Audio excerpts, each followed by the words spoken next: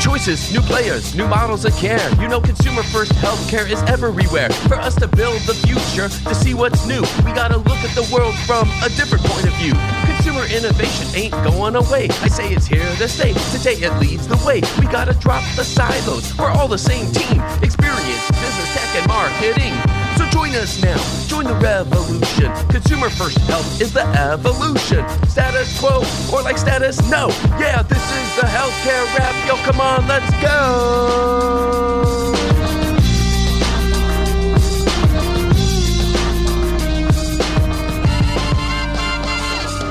Welcome back to the leading podcast about consumer health and wellness. I'm Jared Johnson, and here's what's going to go down today. We have the flavor of the week about Peloton's most recent consumer health report. What do attitudes about fitness reveal about healthcare behaviors? And what's the value in bringing connected fitness and other preventive aspects of health and wellness into the forefront of the consumer experience discussion? I'll talk about that. Then we wrap up season 10 with Ted Moser, senior partner at Profit. Ted gives us a clinic about the quickly evolving platform era and how healthcare organizations should and shouldn't leverage platforms to grow their influence and improve consumer experiences. It's time to dive right in. Are you ready? Let's go.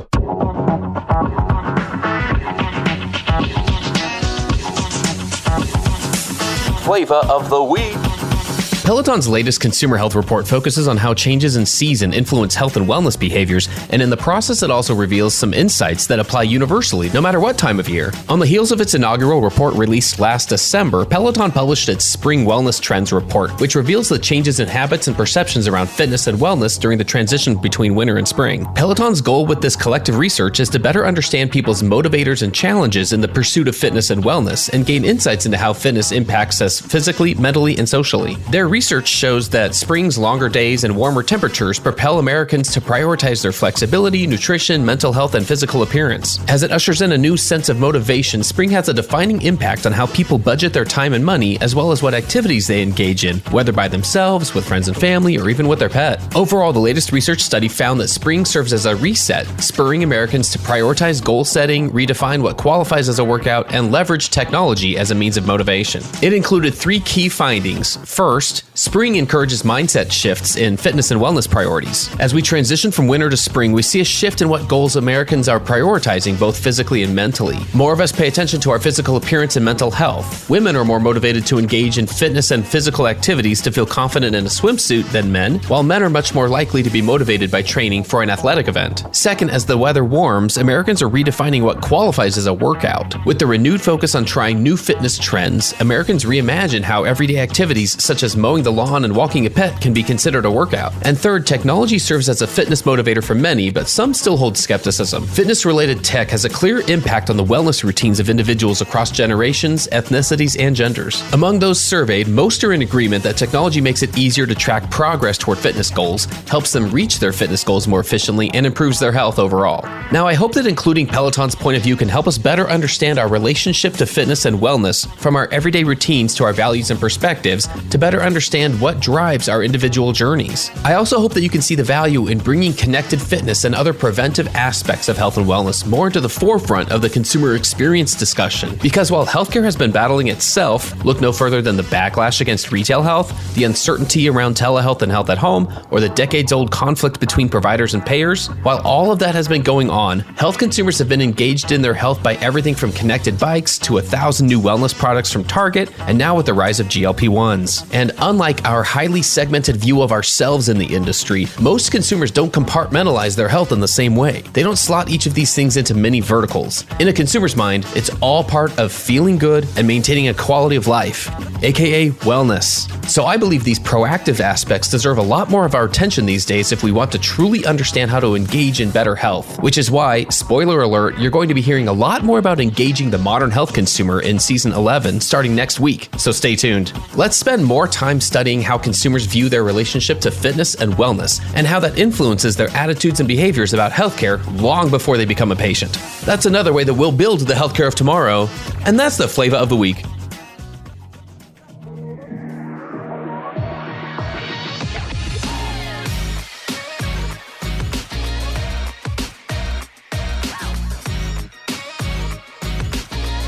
The flow.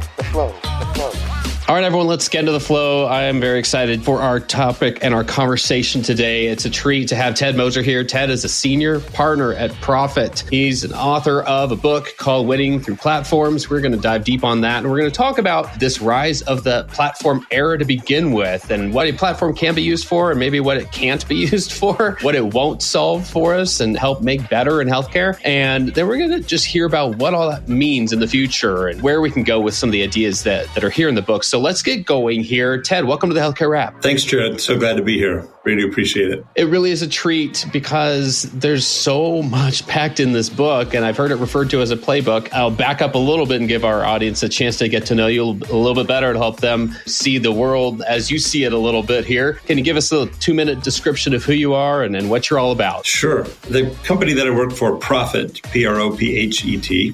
Profit is a growth consultancy. I've spent 3 decades or so in management consulting and growth consulting, helping my clients anticipate what's next in the market. It all starts with the customer, works backward from there.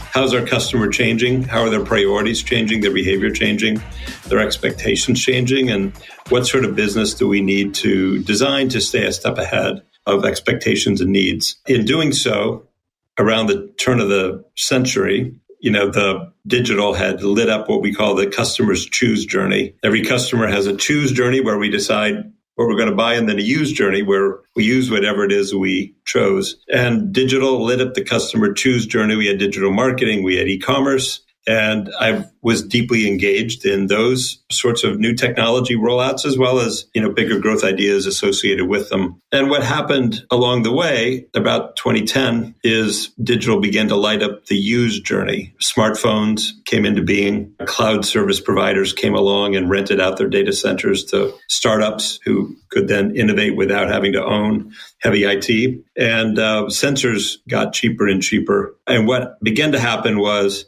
it was possible for customers to do something that had never been possible in business before, watch their customer use what it is they had bought and be with them while they were using. For me, that was a paradigm shift that was profound, because the use journey is actually where most of the customer's action is. If you were to say, how many hours do we spend choosing and how many hours do we spend using? The use hours are much greater. And so a company that could be always on, watching the customer use and all the chances to add value as well the chances to misbehave that came out of that were pretty important. I felt like it was worth writing a book. I had written one a while earlier about how the internet was going to change, where companies could win and lose. And I thought this was a good companion book to that, around how the lighting of the use journey would change the way companies did business.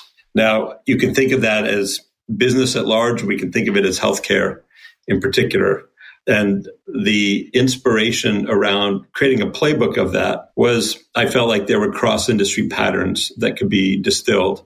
So I studied about 50 or 60 successful platform companies and said, what did they do over the last 10 years to take advantage of this, to add new value, to create new value? And how can we turn that into not 3 easy ways to succeed, but sort of a 24 play playbook that a business leadership team can say, let's learn what the plays are like a sports team would. And depending on what our situation looks like, figure out which plays we should be using. I felt like that would be the most valuable way to serve the market. That's the book I wrote over the last couple of years. And we just launched it beginning of this year. It's done well. It was hit number 1 on Amazon in the US and UK in its category and has won its first award recently. I'm excited about the potential of it because management team after management team tell me, this is a very hot topic for us. We're trying to figure out how to make this work. So that's a little bit of the background. Really, I'm just interested in how companies can better serve customers and get outside of the 4 walls of the inside out thinking and take outside in thinking, take technology and go from there. Well, it's a fascinating journey because we like to ask our guests, about some good news that they've had in their lives. And I'm guessing the book itself, could be considered a bit of good news. Not just the project's done, it's completed, it's shipped, but also where this can go. And I imagine there are so many insights that came, some expected and some unexpected as the book developed and as it was being written. Let's start with kind of some of the basics about the premise, the thesis. Let's dig a little deeper on that. Tell us about just the thought lot of the platform era. If I could just quickly riff on the good news thing, you're right about being done with the book, although one of my friends who's written several books said, congratulations, the 90% now begins. So it's, the post writing. One thing that to me is fun is I do a lot of work in microfinance with a couple of global organizations working on bottom of the global pyramid of income, and how, we're now creating platforms for small shareholder farmers in Africa, or platforms for school innovators and how they can reinvent education in hard to reach places. So there's a lot of good that platforms can do, as well as a lot of, modern day business they can do in the worlds we live in today. So I think there is some good news there, just to riff a little bit on the question you raised, Jarrett, about how platforms can be beneficial to nonprofits to achieve social goals, as well as, for-profit companies to achieve their business goals. A little bit more about where this came from. What I observed when I began to not only look at the platform market, but serve clients who were transforming to become platform companies, I was struck by what a paradigm shift it was. And it's the equivalent of as I mentioned, the early 2000s move to websites, to the internet, as big of a shift as the Industrial Revolution, because it calls on companies to fundamentally shift their center of gravity. And we've built companies either about production of goods or about the selling of those goods pre-purchase. The idea that my center of gravity is in the customer's use journey as they're using is really a new muscle. It affects the org design of companies. It affects their value propositions, their brands. It affects their customer experience. And it changes what capabilities matter within the company. And it really requires the company to have every member work together, because a platform creates interdependencies. I think what I was struck with was this is as big of a paradigm shift, and management teams are just sort of catching on to that, where I need to be able to rethink everything from my growth strategy to my client success. So the way that we organized the book was in 6 big questions. How can a platform enhance my business? This is a question for the strategy officer, for the senior management team. Second set of questions, how do I design a platform business? What are the design points, and what are my choices that I have to make? So there's a set of plays around design. And we said, how do we grow it effectively? That's a third set of plays or questions. How do we innovate in an ongoing way? It's a fourth one. And then how do we internally coordinate across the customer journey so that they have a on-brand, compelling and personalized experience? And then the very last set of questions, how do we run our company? What's our operating model for a platform business? So as I mentioned, there's 24 plays, 24 ways to win, and they're broken up into those 6 categories. So that if I'm a company who says, hey, how do I use a platform to enhance my business portfolio? We talk about different models that you could choose from. We talk about how it goes all the way from, Disney, who says, hey, let me put a magic band around people's wrists as they walk through the theme park, as well as let me launch a streaming media service. Both of those are platforms, and both of those are watching the customer consume media or watch the customer consume the park experience. And if I can track that data, I learn a lot more about what my customer cares about person by person. And then I can serve them better in the products and services I offer them after that. So it can go all the way from a conglomerate, don't think of us as a platform company, to Nike, who doesn't have sensors on the bottom of my tennis shoes yet, but can watch me run through my Apple Watch, through my exercise devices, through my cell phone. And when I go to Nike's website, I'm not just offered shoes. One of the things it asks me to do right off the bat is to join a community. There's 4 communities: Nike Events, Nike Run, Nike Fit, Nike Sneakers, for the collectors of the world of sneakers. And Nike found that if somebody joins 2 or more of their communities, they've got 4 times the life cycle customer lifetime value as somebody who doesn't. So it's Nike being with the customer as they use through platforms that is transforming Nike's ability to create loyalty, create engagement. So when we talk about platform companies, they're the ones we would always think about, right? Salesforce.com, Netflix, blah, blah, blah, blah, blah, right? Meta, Google. But the message of the book is that platforms are no longer for the tech titans only. They are now accessible to everyone. What's usually missing is strategic imagination as to what it would take for me to be able to watch my customer and be with them, and then have what we call a value for visibility exchange.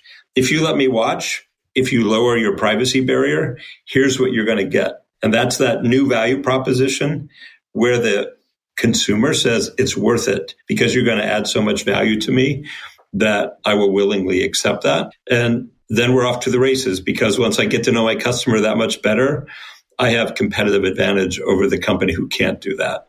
So platforms aren't a nice to have. I think they're a must have over the next few years for companies. If I ask you to make a list of companies who skipped putting up a website in 2000 and watching their customer go shopping and talk to them while they're shopping, make me a list of all the companies who passed on that opportunity and are still thriving. I think you wouldn't find, you could name a company. And I think 5 years from now, 10 years from now, we're going to ask the same question.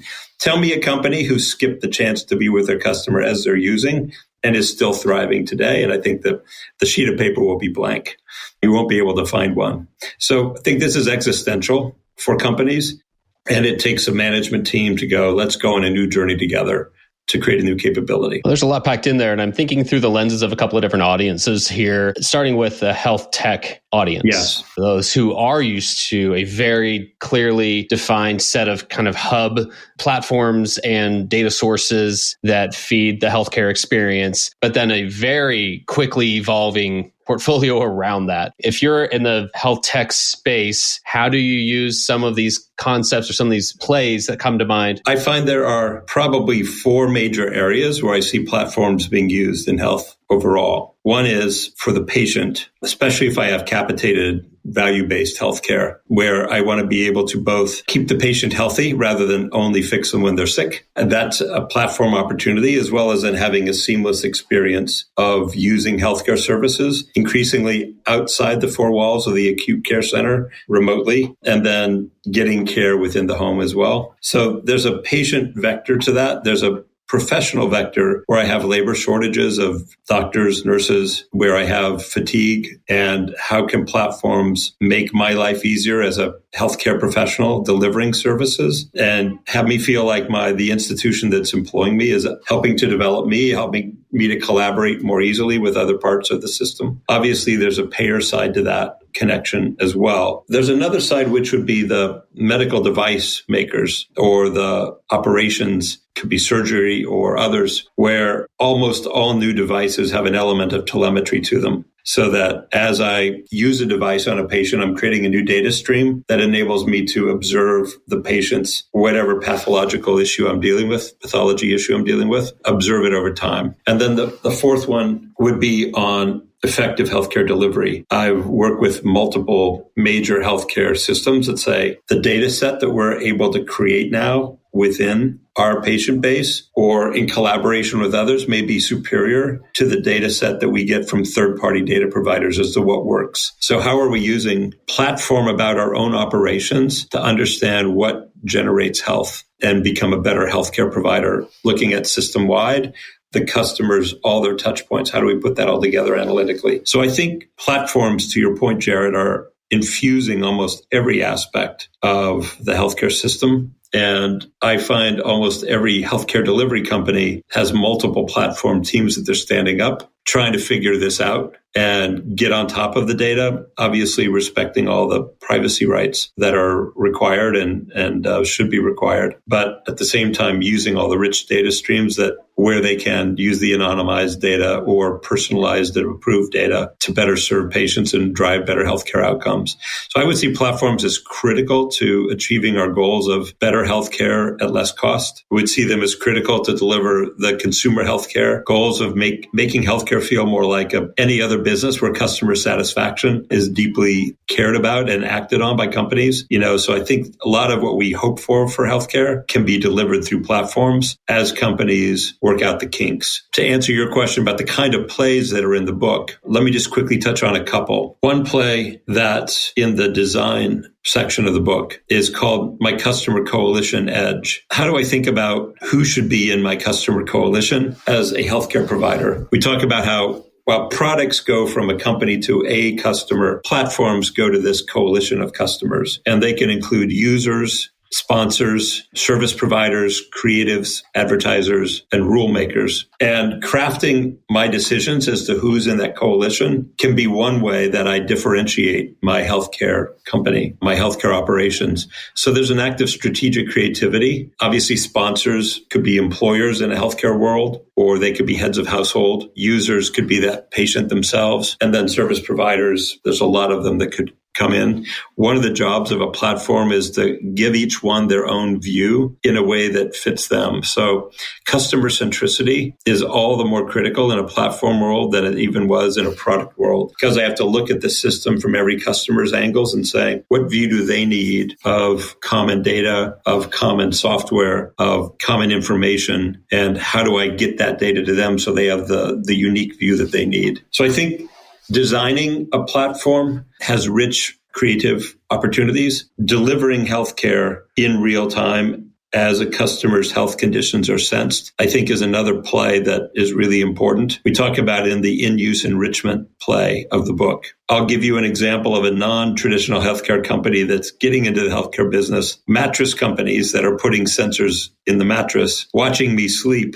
changing the firmness of the mattress, changing the angle of the mattress, changing the temperature of the mattress based on biometric signals that they're getting, and giving me a score of quality of sleep in the morning. And now doing studies with Mayo Clinic and others as to how those scores might correlate to apnea, might correlate to cardiovascular health, to other aspects. All of a sudden, I'm turning a mattress into a health service, during the time when I'm horizontal. And so it's a great example as to where platforms create new possibilities for enhancing the health of the consumer with strategic imagination. So that's sort of play of how do I enrich as the customer uses is another play that I think is a good example. And then maybe a third I'd just mention was dynamic segmentation. The segmentation schemes that companies typically use are, I fit into one segment and I'm always that segment. In a platform world, segmentation schemes change as I go through the journey if I set them up right. They're much more modular, they can be combined together, and they drive personalization of services. So how I, as a healthcare provider, change the way I segment the customer as they move through the system of their pathology cycle. So those are just three examples of plays in the book. I think all of them apply to health, but those are three illustrations that hopefully feel relevant. You mentioned Customer Coalition Edge as one of those, right? And I'm looking at that play here in the book, and it refers to this statement that when debating what brings competitive advantage to a business, strategists often debate the importance of business size versus business shape.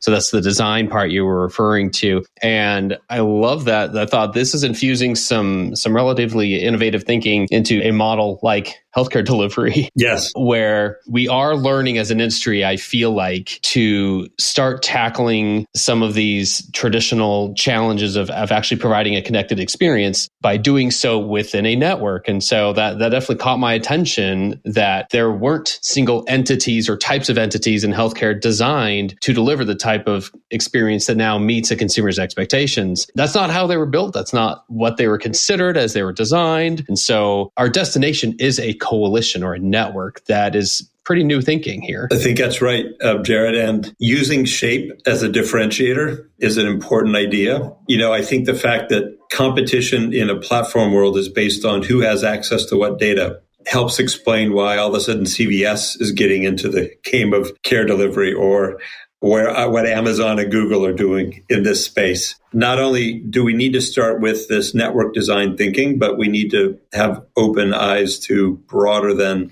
traditional players as both partners as well as threats as we're designing the ecosystem that we want our platform to serve.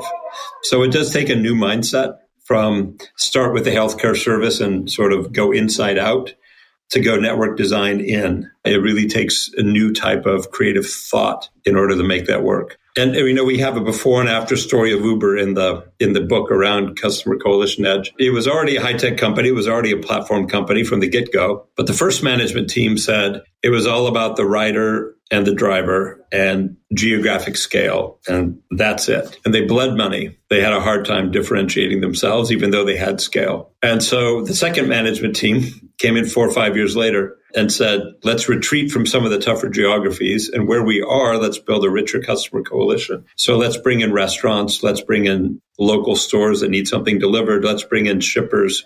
Let's bring in truck drivers. And all of a sudden, we created a much richer fabric that let us have differentiated value propositions to drivers, differentiated value propositions to consumers that Lyft had a hard time matching, that DoorDash had a hard time matching.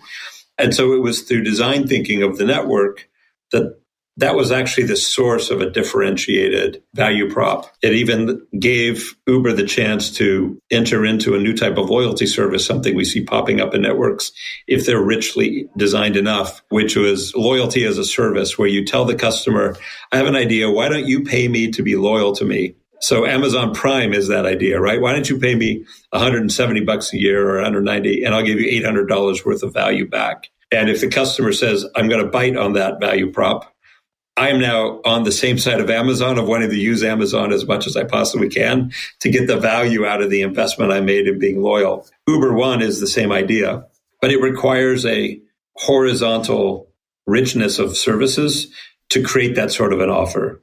So part of this is thinking, what sort of shape would let me create an offer that's differentiated? So I'm sort of playing a different type of chess, if you will, in my head as I think about network design and where I can create a unique value proposition. What type of influence do you hope that this book has in an industry like healthcare? Like, what could these ideas do for this industry? Yeah, I would love it if the industry had patients who were better served and felt like the customer centricity they were getting from a healthcare provider was the same that they might be getting from, a more traditional business provider that was more shaped around their needs, around their convenience, rather than shaped around the provider's set of rules as to how they deliver service. So better customer satisfaction, patient satisfaction, healthier patients, happier doctors and nurses, lowered healthcare costs as a percentage of GDP. Those are all things I think that we aspire to as a system. And, the U.S. system, don't need to say, doesn't look like most of the rest of the world systems, has unique virtues and unique vices to it, but is a fascinating experimental design pool. And I think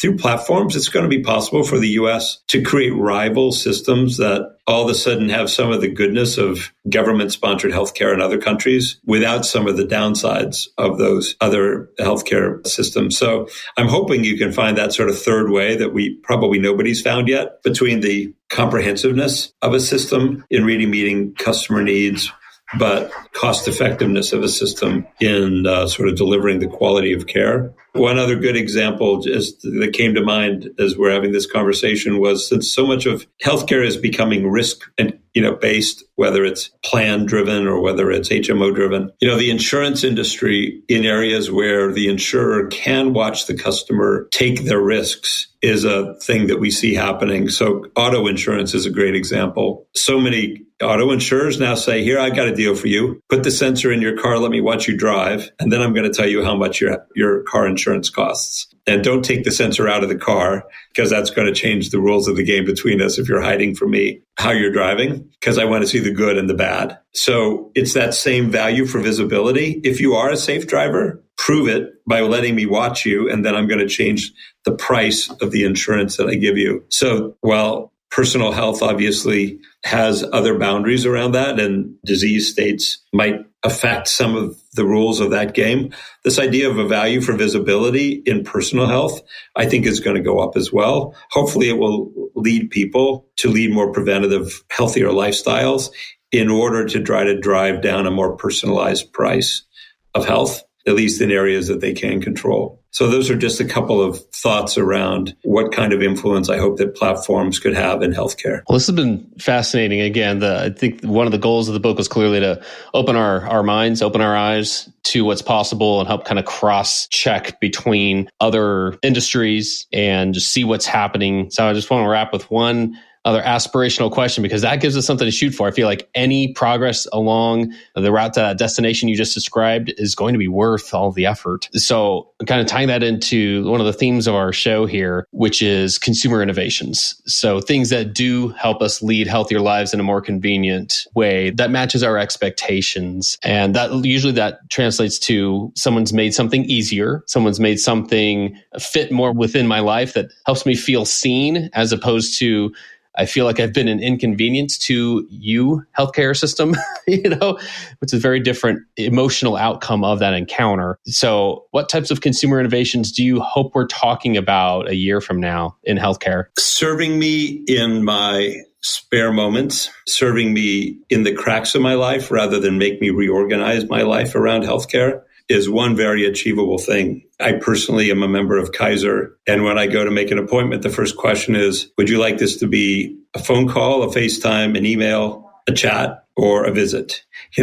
Please check how you'd like to interact with us for this next thing you need. Or would you rather have a doctor that you don't know, but that's available in 3 hours to talk to you about it? Or a doctor that you do know that's available in 3 weeks? What's your trade-off of time versus intimacy? And so just creating greater consumer choice that's driven by the power of digital to modularly configure itself around customer situations. I can be the same patient, but answer those sets of questions differently the next 10 times I see a doctor.